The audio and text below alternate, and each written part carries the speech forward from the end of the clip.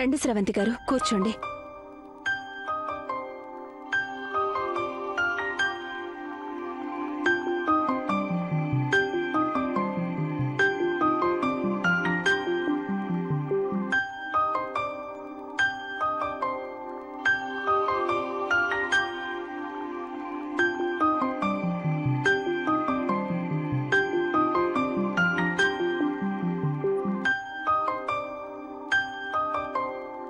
జైలుకు వెళ్ళి జానకి గారిని కలిసొచ్చారా స్రవంతి గారు?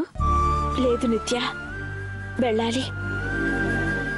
కానీ తన నా పరిస్థితుల్లో చూస్తుంటే అక్కడికి వెళ్ళి నా చెల్లెలతో ఎలా మాట్లాడాలో అర్థం కావడం లేదు.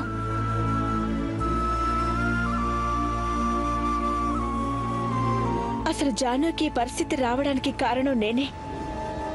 రామ్తో పెళ్లి జరిగిపోతే సమస్యలు సర్దుకుంటాయని అనుకున్నాను, కానీ ఏకంగా జాను జైలు పాలయ్యే పరిస్థితి వస్తుందని ఊహించలేకపోయాను.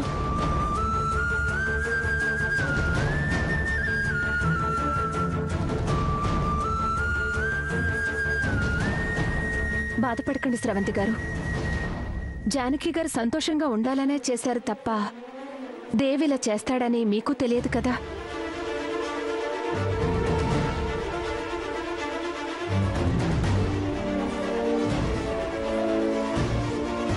పెళ్లి చెడగొట్టడానికి చివరి వరకు ప్రయత్నం చేస్తాడని తెలుసు.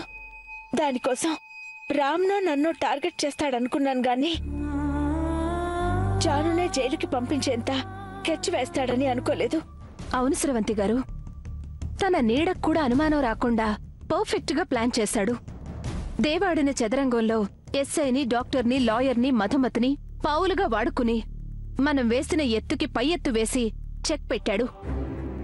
మనం మధుమతిని దాచిపెట్టిన విషయం దేవేలా తెలుసుకోగలిగాడు? తన ప్లాన్ కి మెయిన్ కీ మధుమతి.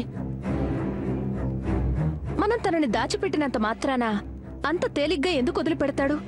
పైగా దేవ్ చేతిలో కీలుబొమ్మలా ఆ ఎస్ఐ ఉన్నాడు. ఎంక్వైరీ చేసి మరీ దేవ్కి మధుమతి ఆ చుక్కి చెప్పుంటాడు. కళ్యాణ మంటపంలో నువ్వున్నప్పుడు ఎస్ఐ ఫోన్ చేసి నీకేం చెప్పాడు? నువ్వు అక్కడికి వెళ్లేసరికి ఏం జరిగింది? నేనిచ్చిన డబ్బు కక్కుర్తుపడి మధుమతిని మనం దాచిపెట్టిన విషయం దేవ్కి తెలిసిందని మాత్రమే చెప్పాడు. ప్లాన్ ఏంటో అడిగినా కూడా చెప్పలేదు.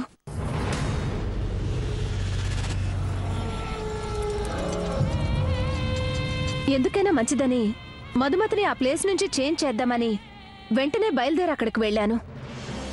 కానీ నేనక్కడికి వెళ్లేసరికే